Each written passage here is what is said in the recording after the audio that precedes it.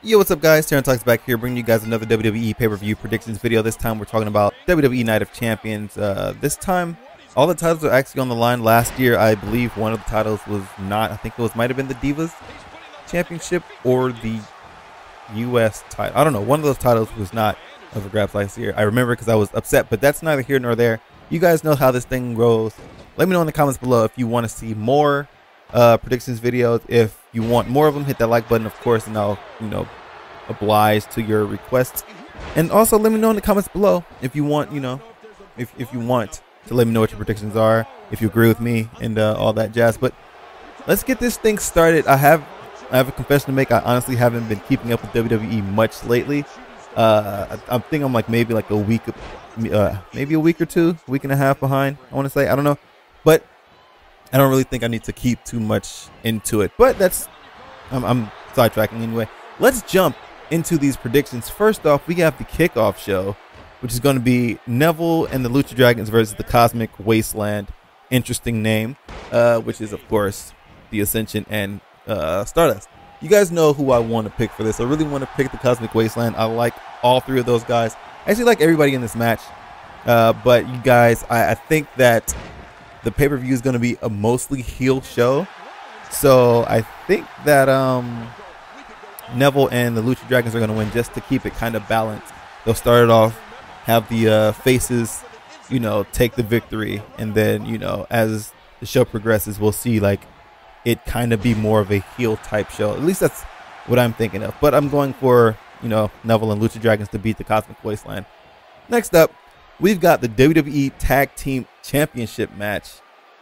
The New Day versus the Dudley Boys. Now, I love both of these teams, but the Dudley Boys are going to take it because this is exactly what they pulled when they brought the New Age Outlaws back. The New Age Outlaws got into contention and they won, and they held them for a bit. So the Dudleys are going to come through, get another title reign under the belt, maybe about a month or two, the New Age Outlaws, and probably fade out into existence again. But I don't know. They seem like they want to stick around. But my money here is going on the Dudleys to pick up this victory and then walk away with a tag team championship. I think that makes them 13 times maybe after this. So 3D all day, day, no New Day. Next up, I'm just going by order of how I'm scrolling on the site. So these aren't going to be actual match order. We have Dolph Ziggler versus Rusev. I think this is match number 7,000 between these two. But my money here is going on Ziggler to pick up this victory. I don't know how. I don't know why. I just feel like Ziggler is going to grab this. Like I said, it's going to be a mainly heel show. So with the Ziggler and the Dudleys picking up their victories, that might just be the end for the faces. I don't know. But I'm going with Ziggler just solely on the fact that, the whole Lana thing and Summer thing and blah, blah, blah. Maybe Summer betrays Rusev at some point. I don't know what's going to happen. Maybe Lana comes out and attacks Summer.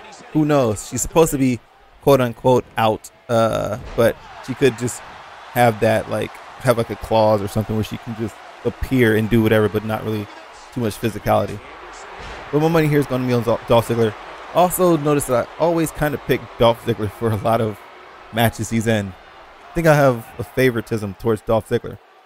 Next up, we have Dean Ambrose and Roman Reigns and the partner of their choosing versus the Wyatt family. Now, there's a poll on WWE.com which is who do you think their partner is going to be? Is it going to be Eric Rowan? Which I'm that would be so freaking boring if it's Eric Rowan. Will it be Daniel Bryan? That would be a nice return. That would be sickish HE double hockey sticks if Daniel Bryan returned at Night of Champions. One was oh, maybe it's The Rock, which that would be interesting too.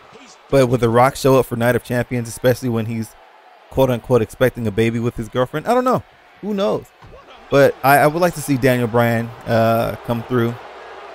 But I kind of feel like it's going to be Eric Rowan or something like that. Maybe they can introduce Eric Rowan as a member of the Wyatt family again. I don't know what they're trying to do with this, but my money here is going on Roman and Dean just because they have that whole surprise element thing. Now, I know I said mainly a heel show. Heel show doesn't really mean the amount of victories for heels, right? True? I don't know. I think it's mainly for how big the heel victory is. We have the Divas Championship match, Nikki Bella versus Charlotte. If I remember correctly, like I didn't watch Raw, but I think they fought for the championship and Nikki won. So yeah, I think Charlotte's just going to come through with the rematch and then win by way of the figure 8. And she's going to become the Divas Champion, which honestly, I wish it was Becky Lynch in her shoes, because Becky Lynch deserves the title because she never got a chance to hold the NXT Women's Championship, unlike Charlotte, unlike Paige, and unlike, what the hell is her name? Sasha Banks. Which I'm like, okay, that's cool, but no, I would love to see Becky Lynch as the champion and not Charlotte. Even though I like Charlotte, I like all of them, but Charlotte's going to win. I digress. Next up, we have the Intercontinental Championship match, which is going to be Ryback versus Kevin Owens, which, do I even have to predict this? Do I even have to, like, throw out any type of anything out here? Kevin Owens wins. Easy peasy lemon squeezy. No debate needed. Kevin Owens is the better wrestler. Kevin Owens. Fight, Owens, fight. Next up, we got the U.S. title. Seth Rollins versus John Cena. Cena's not winning. They put it all against Seth. Like, oh my God, Seth has so much. He's got to do double duty. Cena's not going to win.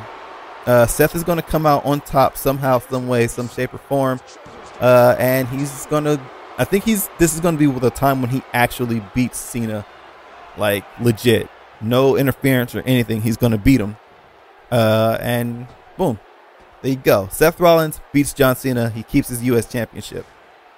Next up, we have Seth Rollins versus Sting for the WWE World Heavyweight Championship, which would be amazing if Sting won, which he's not going to win. Why is he not going to win? I mean, it's Sting. Why would they give Sting the damn championship? Come on now. It sounds cool, but I don't think his title reign lasts for too long. Like, but I honestly think that neither one of them are going to walk out. I think Sheamus is going to cash in and get the title, just because it'll be a way to get the title off of Seth, so Seth can carry on as the U.S. champion. And I don't know what's going to happen with the WWE World Heavyweight Championship. Maybe Sheamus carries it into Hell in a Cell and loses it to like Orton or somebody. I don't know. But I'm seeing Sheamus walking out of Night of Champions with the championship, just because Seth is going to be winded. He might just beat Sting and then Sheamus cashes in, or Sting might win, get jumped or something, and then, you know, Sheamus cashes in. And then probably Hell in a Cell will probably be like a triple threat match for the title between Sting, Seth, and Sheamus. But that is, I think that's it for my predictions, guys. Thank you guys for watching. I think this might be the last time WWE 2K15 is featured in one of these videos. I could be wrong. I think it releases 2 days after Hell in a Cell. But if I can get like if I can like get the same situation as I had with, I think, WWE 2K, was it 2K14? If I can get that same situation where I can get the game and get like weekend early, like I could normally kind of get the game on the Friday before the release on Tuesday. So if that happens, maybe I'll have some 2K16 footage for you guys. But if not, it's totally going to be here on the 27th. So you'll see it next month. Maybe for a predictions video, maybe not. But again, thank you guys for watching. You guys are freaking awesome. I appreciate your support. Again, if you haven't already, hit that like button. It really helps me out a bit. Gets me higher up in the search rankings and all that jazz. I'm really trying to make a good comeback on YouTube because I've been slacking lately. But thank you guys again for watching. I can't say it enough. You guys are awesome. Peace out.